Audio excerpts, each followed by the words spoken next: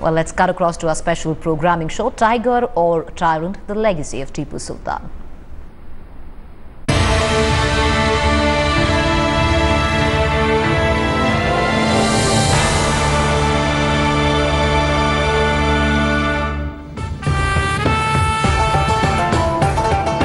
On 26 January 2014, when the Karnataka tableau came into view on Rajpath, little did anyone suspect that it was the tip of an iceberg of disagreement. The tableau had a massive image of Tipu Sultan overshadowing everything else. The first chatter of controversy came out on Twitter. Twitterati gave vent to their feelings, saying it seemed Karnataka had only Tipu. Nothing else in the state was depicted, said some, but others supported the Mysore ruler. Tipu Sultan was one of those few Indian rulers who fought against the British, while others questioned Karnataka's secularism. A.K. Narendranath wrote on the microblogging site, Congress government of Karnataka sends a tableau of Tipu Sultan. If Tamil Nadu or West Bengal send a tableau of Robert Clive, will centre accept it? Sahaya Anand said, if Tipu Sultan is an icon of secularism, then Hindus are 100% justified in rejecting the entire concept of secularism. The back and forth of opinion went on and on. The split in Tipu Sultan's legacy divided itself along predictable political lines. Congress became the champion of the Tiger of Mysore line, while the BJP, ably supported by its Sangh associates, stuck to the Tyrant of Mysore tag.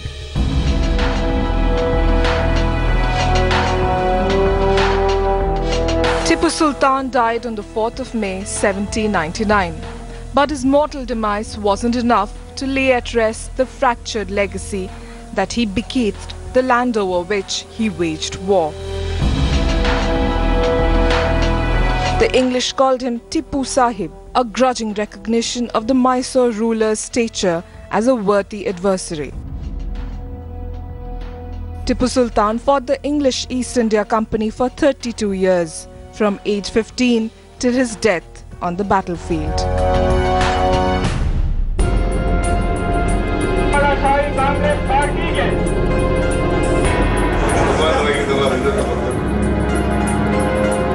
It is folklore that Tipu would often say it was better to live for 2 days like a tiger than drag out an existence like a sheep for 200 years.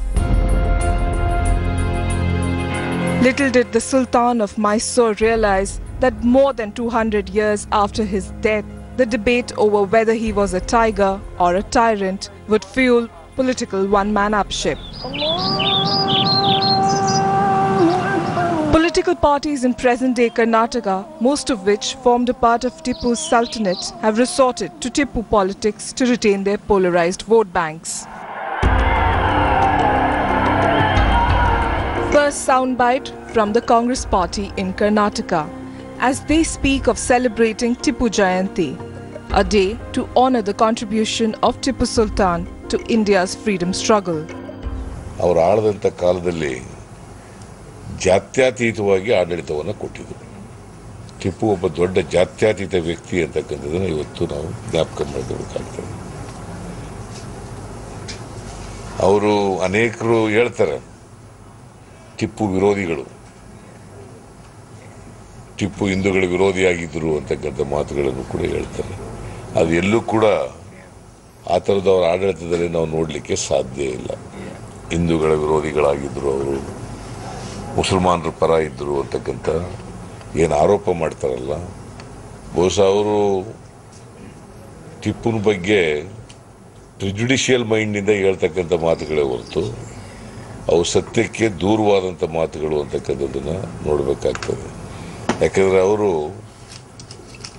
Hindu ದೇವಾಲಯಗಳನ್ನು ಕೂಡ ನಿರ್ಮಾಣ ಮಾಡಿದ್ದಾರೆ, ಹಾಗೆಯೇ ಮಸೀದಿಗಳನ್ನು ಕೂಡ ನಿರ್ಮಾಣ ಮಾಡಿದ್ದಾರೆ. So ಆ ಕಾರಣದಿಂದ ಟಿಪ್ಪು ಅವರು ಒಬ್ಬ ಜಾತ್ಯತೀತ ರಾಜನಾಗಿ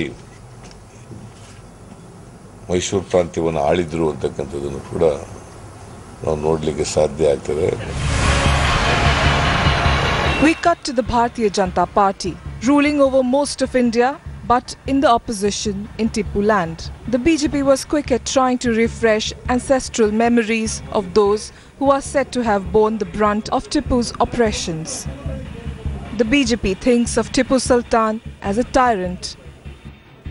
We have our own viewpoint on Tipu Sultan, about his administration, especially if you go towards Coorg and other places, where people still remember the barbaric acts that were committed against the Coorg people and other people who refused to oblige his dictates. They still remember that. So Tipu cannot be considered as a person whose birthday should be celebrated by the state government. So who was Tipu Sultan? While Indian historians differ in their opinion when it comes to judging Tipu's legacy, the British historian Richard Cavendish describes him as a small, plump man with a round face and black moustache, who wore clothes glittering with jewels.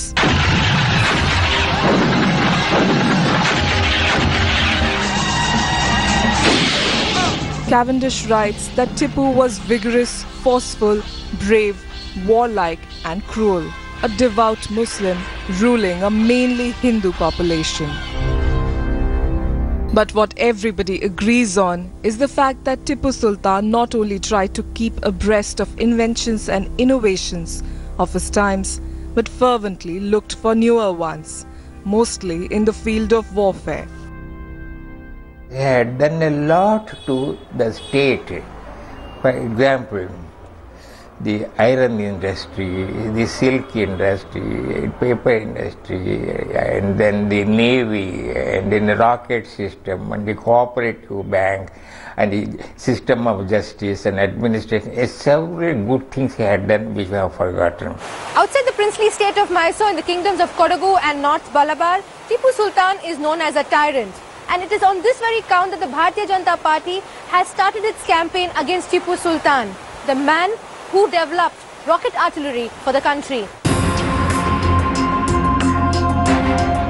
While political parties of the country are divided over questions of tiger or tyrant, there is another prism to view Tipu Sultan through. Tipu's actions need to be judged in context of his desire to eliminate the influence of the Wadayars. The Hindu Wadayar dynasty had been ruling the kingdom of Mysore for centuries. When Hyder Ali, Tipu Sultan's father, usurped authority but not the kingdom. It was Tipu who formally overthrew Wadayars and declared himself the Sultan of Sultanate-e-Khudadad, or the Kingdom of God.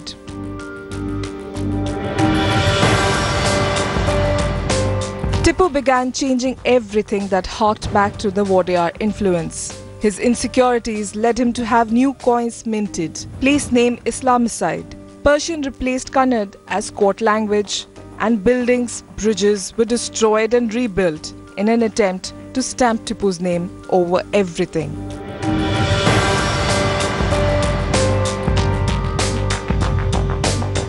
Tipu reformed everything he set eyes upon: calendar, weights and measures, banking, commerce, agriculture and industry.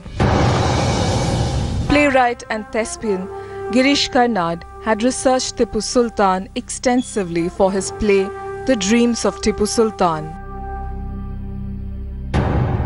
He is credited at having commented that Tipu nationalized the sale of sandalwood and brought in silkworm farming.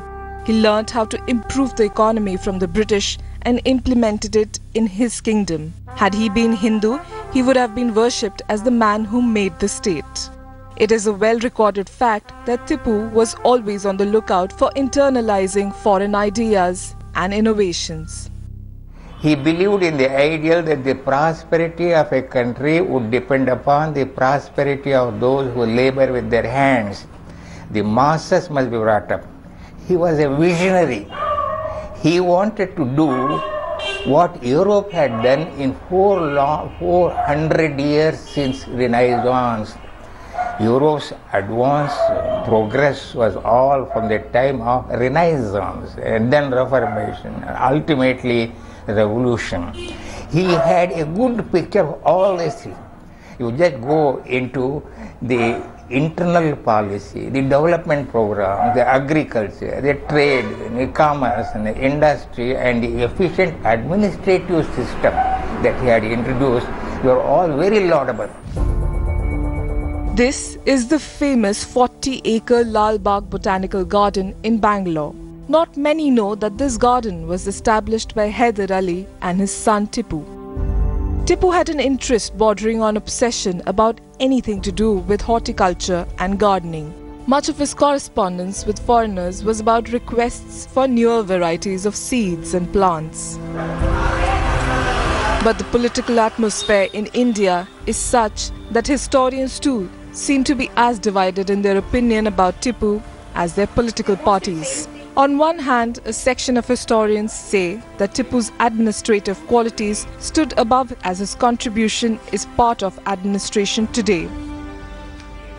He worked sincerely under Tipu and also he worked sincerely. While the others don't have any qualms about labeling him as a terrorist.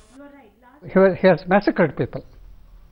There is no doubt about it. In Kodagu and Kerala, he has done the worst things. His intention was to Islamize or as far as possible his followers. Tipu is not a representative of Islam. He is not a representative of Islam. He is a terrorist. He is a terrorist. There is no doubt about it.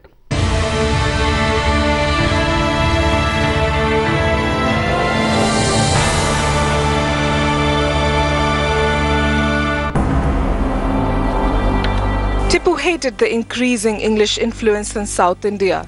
He was determined to build a powerful state that would thwart English East India Company's designs. He was feared by his neighbors, and other Indian princes who joined forces with the English were against him. When it came to anybody being friendly towards the English, there was no harsher enemy than Tipu Sultan. The people in Coorg and people in Kerala, they were helping the British. Since they were helping the British, he thought these people were really being anti-national. He was really harsh. Harsh to those who conspired against him, those who joined with the British. For example, in Kerala, the Nayars did not reconcile to the rule of the Mysoreans and hence they joined hands. Realizing that he needed friends to defeat the English, Tipu set out to seal foreign alliances. He wrote to Zaman Shah Durrani of Afghanistan and sent emissaries to the Ottoman Empire. But with the Afghans and Ottomans themselves recuperating from big wars on their shores, nothing positive came of these efforts. Tipu then turned to the French and allied with Napoleon Bonaparte, who launched his conquest of Egypt, time to hurt the English enough for Tipu to take advantage of the situation. It is an irony of fate that both of these men of war were defeated by the same English soldier.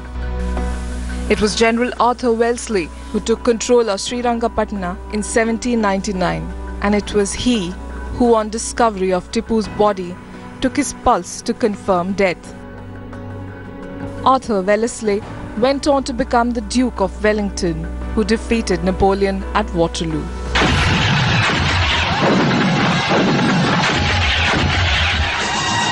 Tipu Sultan lived for 48 momentous and eventful years, most of the time fighting to establish his supremacy over others. But Tipu was also known to help others when they needed it. In 1791, when a Maratha army raided the Sringeri Shankaracharya Mutt and temple and plundered the monastery, the then Shankaracharya wrote to Tipu Sultan for help.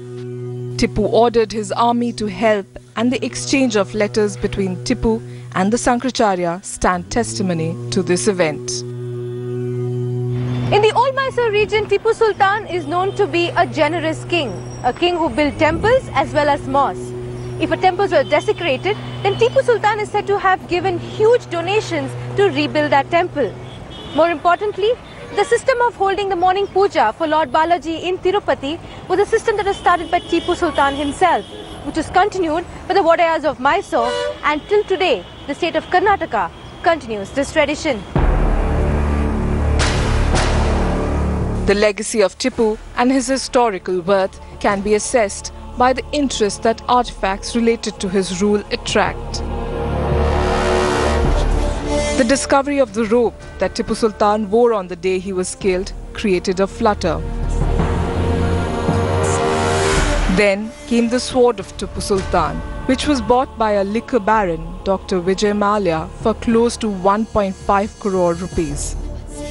But if there was one symbol that is abiding with any reference to Tipu, it is that of a tiger.